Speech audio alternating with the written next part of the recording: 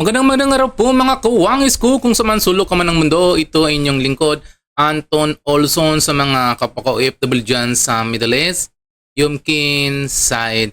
Sa mga hindi pa nakasubscribe dyan sa akin, please subscribe my channel. I-like din ang aking mga videos. Ngayon, pag-uusapan po natin tungkol kay Attorney Guanzon. Grabe yung mga maanghang na mga sinasabi niya. Ito daw si Riza Ontiveros. Ay, nako. Parang nagpapalaki lang yata sa ayuda doon sa DSWD. Parang yung gusto niyang mangyari, yung doon yata niya kukunin pagdating ng election time. Doon sila mamumudmo ng pera, doon nila kukunin ng pera o budget sa election time sa DSWD. Kaya daw panay ayuda na lang ang nilalagay ng gobyerno. Walang konkretong mga proyekto na ginagawa. Ayun kay Attorney Guanzon. Sabi pa ni Attorney Guanzon, yung ginagawa ni BBM, bangag talaga daw si Marcos Jr., bangag na bangag, pati alam naman daw to ni President Trump na bangag o gumagamit ng cocaine si Marcos Jr. Dapat hindi dapat siya manatili sa kanyang pwesto at wala naman nanalo ng mga Marcos sa susunod na eleksyon.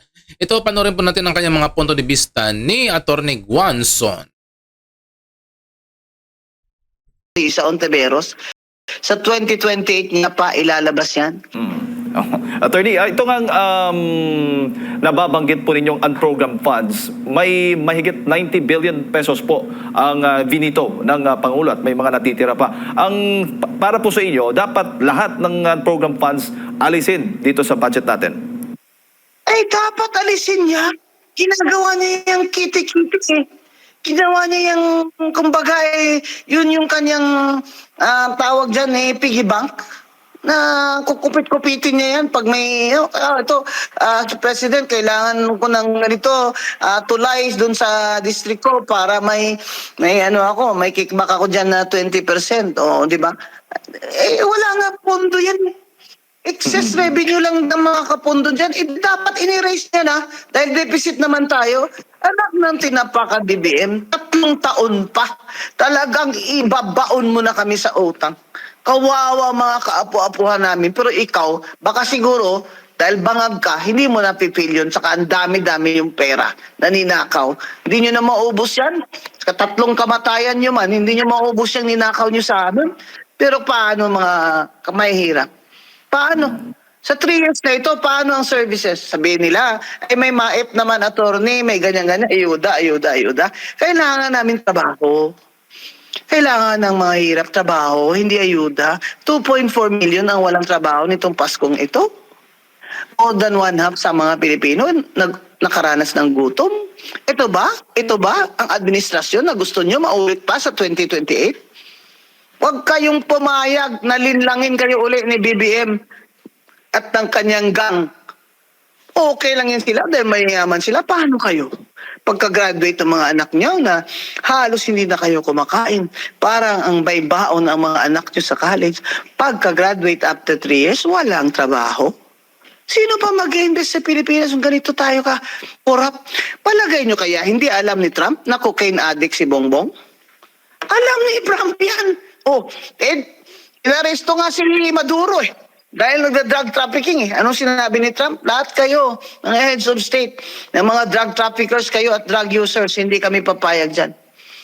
Kinaprotect siyempre ng Amerika, yung kanyang, it wants to protect its nation and its people. Alam din ng Amerika, nang sumisira sa kanyang mga young people, ay itong drugs. Kaya talagang matindi sila sa pagbabawal ng drug trafficking to America. And the Philippines is a transit country ng drugs. Alam din ni Trump yan. Tayo, huwag tayong magpapaloko dyan kay BBM gang. Nakapalibot dyan sa kanya, puro addict. Kaya tingnan nyo nangyari sa atin. Lahat sila, bulsa lang nila, inuuna nila. Bagong taon, walang pag-asa kay BBM. Huwag kayong maniwala dyan. Kailangan mag-resign na yan siya. Wala Kailangan mag-resign na yan siya. Walang magpapautang. Nangungutang taon-taon. Deficit ang budget. Okay pa rin sila. Itong mga congressman na ito na mga walang hiya. Opo. Buti naman si Garjola na frozen na yung assets niya. Ito naman ang panawagan ko sa Bureau of Internal Revenue. Yan si Garjola. Tingnan niyo yung pagsimula niyan, ganyan ba yan kayaman? Lahat ng mga anak niya, kontraktor. Dito sa Batangas, hari-harian yan. Kinatawanan lang kami dito sa Batangas. Ha? Yung Garjola na yan, frozen na assets niya, nakangiti pa siya kasi marami siyang tinago. Dapat yung BIR calling the Bureau of Internal Revenue, singilin nyo na ng unpaid income tax at pailan nyo ng criminal complaint ng tax evasion yan si Garjola para talaga matigil na itong mga magnanakaw na congressman na ito. Opo. Attorney, bago ko lang ipasa kay Partner Admar at mga karagdagang katanungan ko pumamaya, sa tingin mo, so ibig sabihin, may legal na basihan o batayan ng ilang kongresista nga o ilang individual na may balak pong maghain ng reklamo patungkol nga po dito sa 2026 national budget natin sa Supreme Court? So tama naman. Maganda naman yan. Lalo na, di ba, yung one sambayanan ni former Justice Antonio Carpio, di ba? Pinanalo naman nila yung kaso doon sa na ibalik yung PhilHealth, di ba? Ngayon may nag-file naman, di ba, na hindi pwede yan, ibalik niyo yung PDIC na yan. Kasi may ruling na Supreme Court hindi ba? Doon sa Greco Bellica case, di ba? Sinabi Ayan mga kawangis ko, di ba? Malinaw na malinaw talagang mga against talaga si Rowena Guanzon sa administrasyon na to. Actually, kung tutuusin, hindi naman talaga siya Duterte yan Siya po ay ng mga dilawan. Siya ang dilawan po talaga siyang dilawan. Panahon ni Pinoy siya talaga yung nag-aari-hari si Rowena Guanzon. Kasi lang nakikita niya talaga nangyayari sa kapakanan ng bansang Pilipinas. Wala pong nangyayari kundi talaga pagnanakaw. Kahit ngayon sa budget na ngayon na pinirmahan ni Marcos Jr., di ba sabi ni Marcos Jr., ito na ang pinakamalinis na budget ng kanilang ginawa. Sabi ni Atty. Guanzon, anong malinis? Ang pinakamarumi dyan ang nag-i-implement yung mga budget na ilalagay sa iba't ibang mga ahensya or institusyon. Di ba? Ang dami talaga magnanakaw. Tignan nyo, ang hirap-hirap ng Pilipinas daw, pero ang laki-laki ng budget.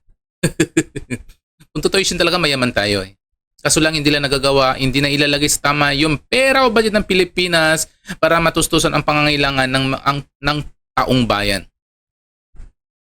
Alam mo kung hindi yung mga OFW na sobrang dami po sa iba't ibang bansa, bagsak yung ekonomi ng Pilipinas Kasi nga yung laki na itutulong ng mga OFW sa bansang Pilipinas. Ang laki. Malaki.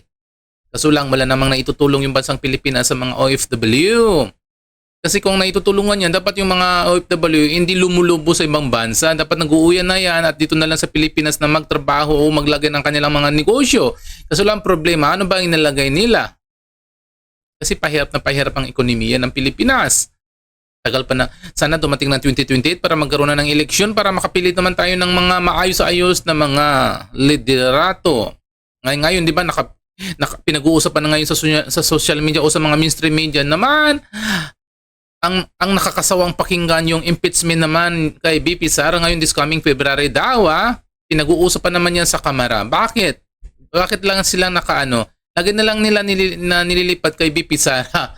Yung mga pagnanakaw, sino bang nakukulong dyan ng mga buhaya o mga pating dyan? Walang nakukulong ng mga pating. Panay mga dilis lang ang nakukulong. Wala. Diyos ko. Sa bilin-bilin na nawawala, ang pinagdidiskatsahan pa nila talaga si BP Sara, mga kawangis ko. So ngayon yan muna mga kawangis ko yung update ko sa inyo. Kaya palakpakan po natin palakpakan mo muna natin dyan si Atty. Guanzon sa patuloy na pagtuligsa sa administrasyon ni Bongbong Marcos dahil sa mali na paggamit ng pera. Mabuhay ka, Atty. Guanzon. Sa mga kapokoy OFW, masalamin. Babay mo na sa ngayon.